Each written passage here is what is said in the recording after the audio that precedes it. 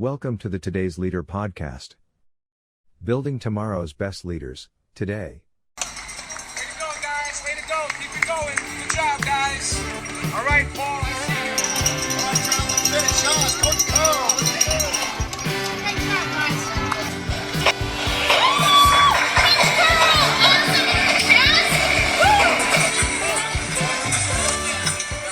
And it's my pleasure to welcome to the Today's Leader podcast, Building Tomorrow's Best Leaders today.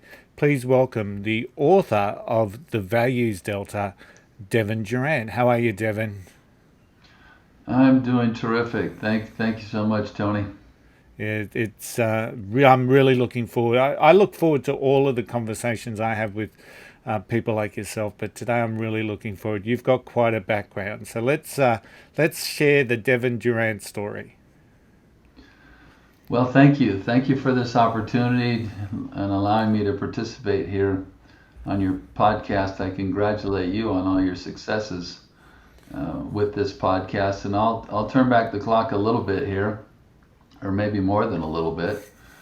I grew up with a love of sports and played baseball and football and basketball, and eventually decided basketball was the path I wanted to pursue. And fortunately, I had a big brother who loved basketball, and so I spent years growing up with him pounding on me and teaching me some lessons about basketball and many lessons about life.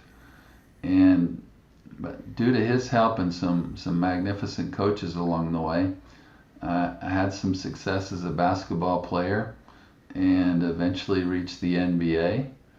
And along the way, I learned a lot of different lessons that I share in my book about the importance of values, how they impact us. In my particular case, really how they impacted me as an athlete.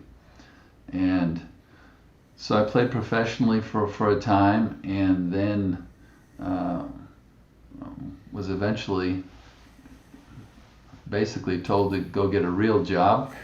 And so after that rejection, I started down the path of real estate investment and realized that many of the values I learned as an athlete applied in real estate. And I often considered the question of how can I add value to a property, and came up with a lot of ideas along that line.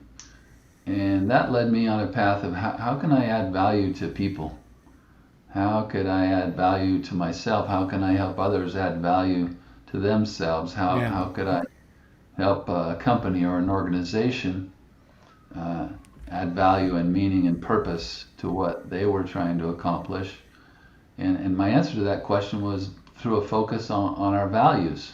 And over time, I collected my thoughts, put them on paper, and happy to announce now that my book, The Values Delta, is available to hopefully be a help and an inspiration to individuals and companies throughout the world. Yeah, I find the story, Devin, quite fascinating because obviously you participated at the elite level in the NBA, and you channel a lot of your success into that moral compass, that inner compass that you have in relation to the values. Yet I guess there would be many stories of heartache and heartbreak in the NBA where people may not have been guided as strongly by their own moral compass, but it enabled you to move into real estate investment, which once again is just a pretty wise move for people wanting to invest and secure their future. So was part of the reason why you felt strongly about driving the values delta, as your book is called, because of some of those things that you've seen with potentially other players that didn't have that sort of moral inner guidance?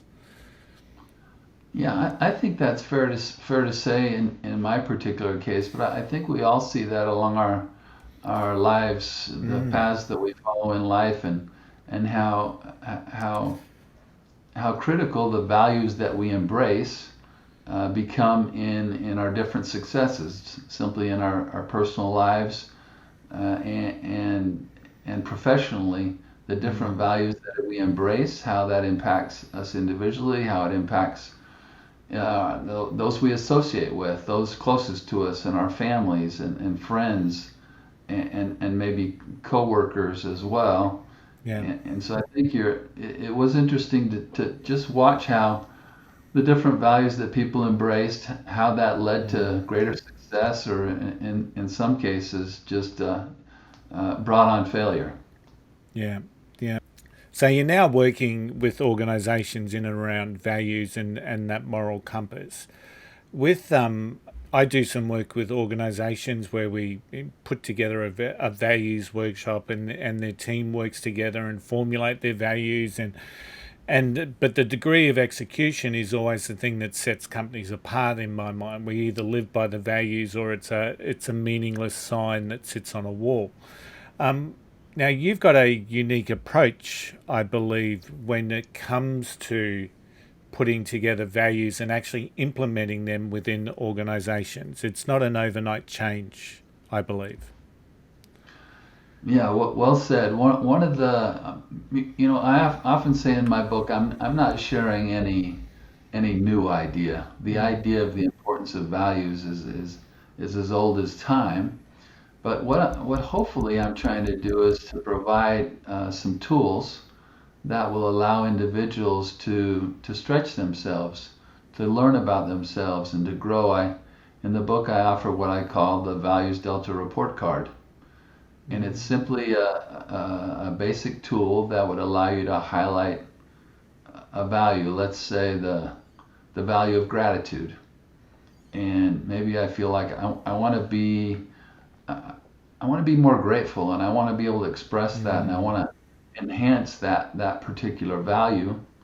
And so with the report card, you basically give yourself at the beginning of a period a grade. And I use the old college grading system for us in the United States. And so maybe I give myself a 3.0 out of a 4.0 scale. Yeah. And then I think, okay, I'm going to focus on this value and how it impacts my circle of friends, something that I value. And I'll just measure that, focus on that for a week or two or a month. And at the end of that period, I might say, I've really have become more grateful in this simple value. And now my grade is, I've taken it from a 3.0 to maybe a 3.5. Yeah. And so that 0.5 difference is what I call the values delta, the difference or change that took place because of a simple focus on a moral value that has some meaning for me. Hopefully it helped me personally, but more than that, it enhanced the relationship I have with my friends as I made a focus effort to be more grateful for them and what they offer to me and to others. Yeah. And you're sharing the insights of some of your experience, and I picked that up while I was reviewing your book in relation to, it's not a how-to per se, it's a potential guidance based on the experiences that you've had. So where did the name come from, the value delta? Yeah, thanks for asking that question, because it's been a learning process for me. I have a son. My oldest son studied finance at the university. Yeah. And went on to work for Google and Facebook. And one day he used the term delta as we were discussing some numbers. And I said, what does delta mean? And he said, well, delta is simply the difference between two numbers. And so if you have 10 and 7, the delta is 3. And so delta, one simple definition, it has multiple definitions, is simply the change or difference between two numerical figures. Yeah. So I thought, well, that's what I'm trying to convey, is how in small and simple ways we can make a difference, or we can change. And that's how I use the term delta in my book. Gotcha. So it's about making small changes and being focused on those small changes that's going to allow an individual leader to increase or maximize their delta, which will in turn enhance relationships with, friends, family, and their business colleagues alike. So let me just talk through. I mean, you've got a fantastic, amazing list of values within the book, and it's very hard to disagree with any of them, Devin. But you start with the value of optimism. So why is that a intentional aspect where you started your diving into the values with the optimism? Is that something that is of primary importance for yourself?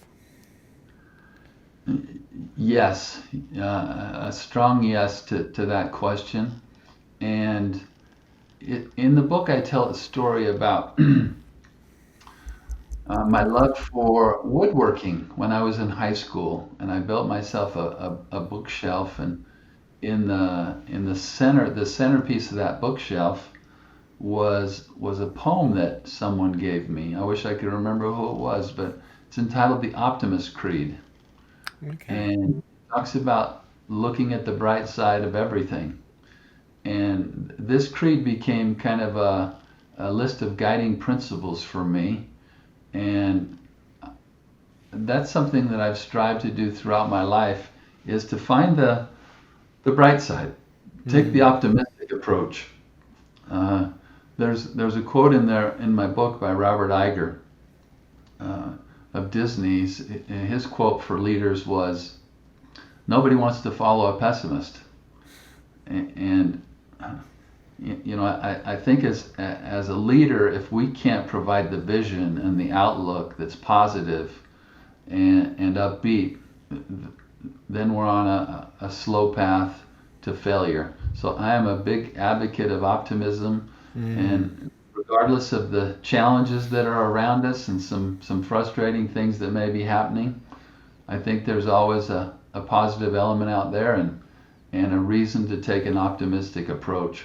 Yeah.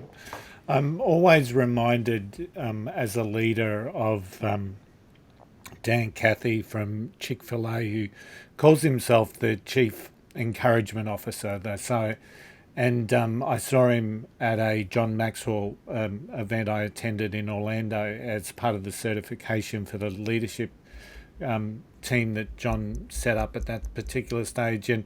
And Dan Cathy spoke to us informally, so it just so happened that Chick-fil-A were doing a conference there at the same time, and he was asked the question by John, so who needs encouragement, because he talked about being the Chief Encouragement Officer. And Dan said there's a very simple test. He said all you have to do is put your fingers on your wrist, and if they've got a pulse, they need encouragement. And it's just something so simple, and it stuck with me this whole. I mean, that would have been 10 years ago now, and it was such a pivotal thing, because we all need hope, we all need encouragement, and I guess in so many ways that's been challenged over the last couple of years, particularly. It certainly has, and you brought up a beautiful example of the impact that it can have on a company, on the customers, and the employees with Chick-fil-A. I enjoy going to my local Chick-fil-A simply because I know I'm going to get a smile, I'm going to get a friendly face, I'm going to get great customer service, and the food's okay as well, but I mostly enjoy that atmosphere, that culture of optimism and encouragement and positivity. Yeah, it's very noticeable. When we go to America, my kids love going to Chick-fil-A, and there's something secret about the sauce that makes it really incredibly addictive for them. So, now one of your other key points is and you've already mentioned it to a degree, the concept of gratitude, and it's once again we're living in a world at the moment where gratitude almost seems in short supply, and we get leaders that are caught up in ego and success and and we don't see a lot of gratitude publicly, I guess. So, why is gratitude important for a leader, and what are some strategies that keeps a leader grounded in gratitude? Yeah, excellent question. I think about oftentimes when I listen to a question like that about how my employees, how do my employees feel? How do they feel about me as their leader? Do they feel that I am grateful? And we all love to get a paycheck. That's certainly part of it. But I think oftentimes it's more meaningful just to feel like I've been recognized, that my efforts are appreciated, that those I work with are grateful for everything I'm doing. One thing I often say is, I don't know everything you're doing. I don't see all the good things that you're doing to help build our company. But I want to thank you for the things that you're doing that I'm unaware of. I want you to feel my gratitude, because I can't be there every minute of the day. I can't be a witness to all the good things that you're doing. So please know that yes, I'm grateful for the things that I see you doing. Yeah. Most grateful for those things that you're doing behind my back to help our company succeed. Yeah, great way to think about it, and yeah, that's a great way, great concept. Now, Devin, please forgive me, I guess, because I think part of the real personality that I see with you is that you haven't relied on, or haven't basically driven the fact that you're a former NBA player as part of your ongoing success. It's almost like that's been part of your journey. Yes, it is, and but you're not reliant on it for your continuing success. So please forgive me. I'm an Australian. I very rarely get to speak with someone who's played in the NBA before, and I got a sense as I was reviewing your book. Now, as you were your draft period. You were drafted 25, if I read that right, but your cohort was incredibly strong. Do you want to share some of the names that were part of that draft cohort that went through the NBA draft at the time that you were drafted? Yeah, sure. This took place in 1984, and at the time you don't recognize how rich that draft class was, but looking back, the number one pick was a guy named Hakeem Olajuwon, who had an amazing career. The number 3 pick was a guy named Michael Jordan that we all recognize. But Charles Barkley was drafted that year, John Stockton, and it's really one of the strongest draft classes now looking back that the NBA's ever had. Yeah. So when you were playing in the NBA, did you feel it was part of where you were ultimately going to get to, or was it something that you felt you overachieved, underachieved? What's your thought about when you were actually playing the game? Did you feel that you belonged there, or was there always this imposter syndrome that seems to hit us as well? Yeah, that makes me think back a little bit. That in a way, I think I overachieved. And speaking of gratitude, I always give thanks to my God, my Heavenly Father, for opening doors that provided opportunities for me to enjoy basketball and to enjoy basketball at the college level and to play at the NBA level. And at times I felt like I did belong, and but I didn't last that long because obviously my skills weren't up to that level, and so it was an enjoyable ride. But and I might talk about this a little bit later. But I viewed basketball. My wife and I, we often said, hey, if we could play professional basketball for 5 years, maybe we could put some money aside. And our original goal was to go teach seminary to young people in our faith. Yeah. And but I always felt like there's so much more to life than shooting baskets. I love shooting baskets. It was a great run. Got to play against some of the greatest names in the history of the NBA. And but when it was over, I recognized, hey, let's set this aside, Yeah. and we've got a lot of life left to live. It was fun while it lasted, but we moved on. Yeah. And once again, there's probably a really good, strong lesson there for people who almost like the success that they've had in their past, no matter where that was, whether it was a company success, a corporate success, a sporting success, seems to be the thing that they keep gravitating back to. And that understanding that yes, I've got success. Everyone's got success in their past. Sometimes we've got to dig a little deeper to find it within ourselves, but we've all got that success. But it's part of our journey, and the ability to be able to say yes, that's happened, and now it's time for my next stage, whatever that looks like. I think is an absolutely amazing thing. So how long has the Values Delta been out, and what sort of response are you getting from it? We launched the book on the 18th of May, and it's been very positive, very uplifting to see the response that the book has received so far. And I started really seriously working on the book probably 8 years ago, Yeah, and then I had off and on moments, and my wife continued to encourage me. So it's very gratifying after a long effort to get positive feedback on something you've tried to do your best with. yeah. It's quite a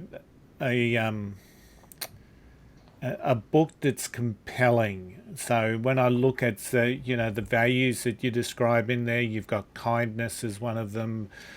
It's almost like you could create a bit of a journey for people's lives just based on what you talk about: humility, integrity, kindness, gratitude, the value of service. I mean, there are just so many keys in there that I'm sure that people will pick up on, and how they can actually utilize part of your storytelling and part of your experiences to improve their life. So outside of optimism and kindness and gratitude, talk me through a little bit about the value of service.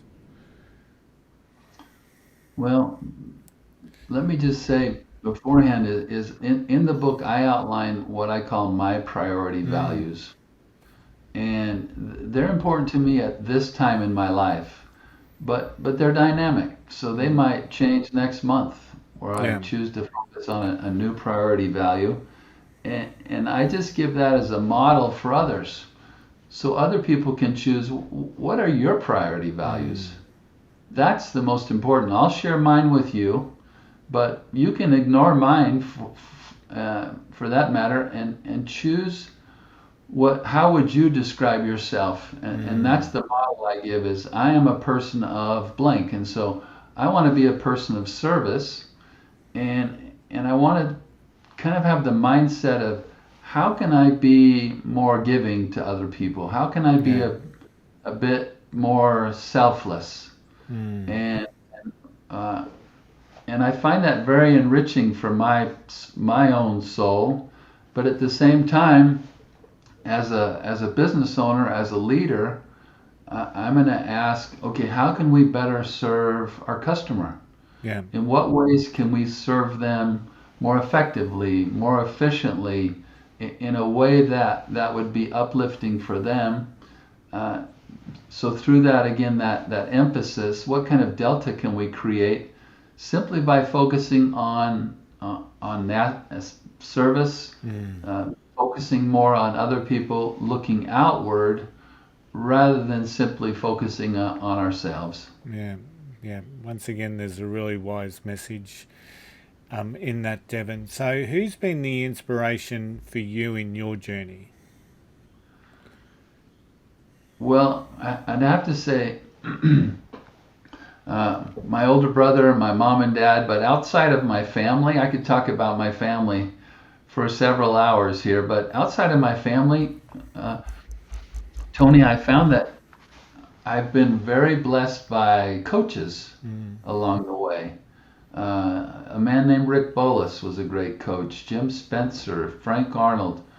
They all inspired me to try to be the best basketball player I could. Yeah. But I was thinking recently, the man who's probably inspired me the most in recent years is a man named Tad Collister.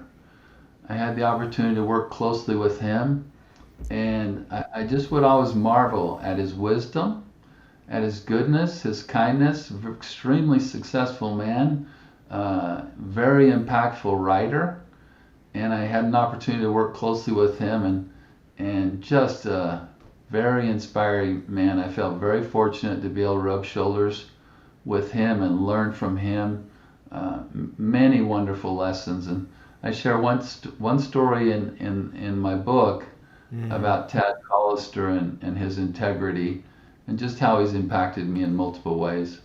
Excellent, excellent. Now, all of our journeys have our ups and we've got our downs. So talk me through your relationship with failure.